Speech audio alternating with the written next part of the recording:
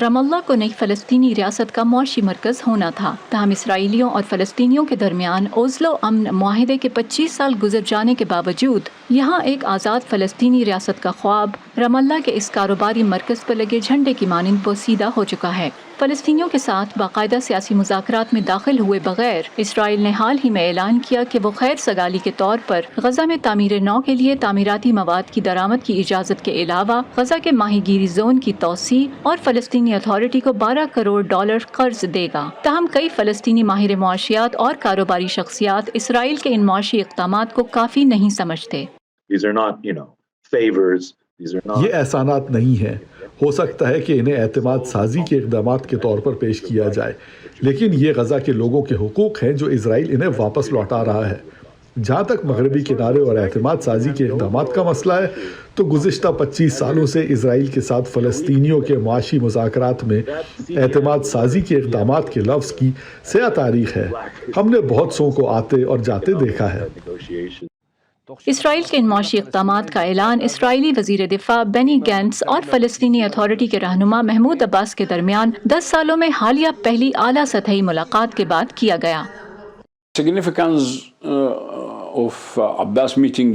ان دونوں کے درمیان ملاقات کی محض معاشی اہمیت ہے، جس کے معاشی اثرات تو ہوں گے لیکن دیر پا اور پائیدار نہیں۔ منصفانہ سیاسی تصفیے پر انحصار کیے بغیر یہ اقدامات زیادہ دیر تک نہیں چل سکتے، کیونکہ عین ممکن ہے کہ بہت جلد ہم نقطۂ آغاز یا اس سے بھی پیچھے چلے جائیں اور پھر اسرائیل کے ساتھ جھڑپیں اور جھگڑے شروع ہو جائیں۔ ان کی یہ پیش گوئی سچ ثابت ہوئی جب اختتام ہفتہ حماس نے جنوبی اسرائیل پر راکٹ داغے اور اسرائیل نے جوابی ہوائی حملہ کیا۔ چند اسرائیلی ناقدین کے مطابق بھی یہ معاشی اقدامات طویل المیعاد دکھائی نہیں دیتے۔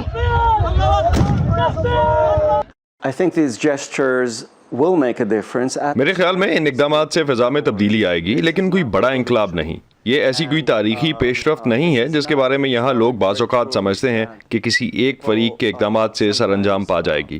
اس حوالے سے کسی بھی فریق کو غلط فہمی نہیں، لیکن ماحول کی بہتری کے حوالے سے ان کی اہمیت ہوگی۔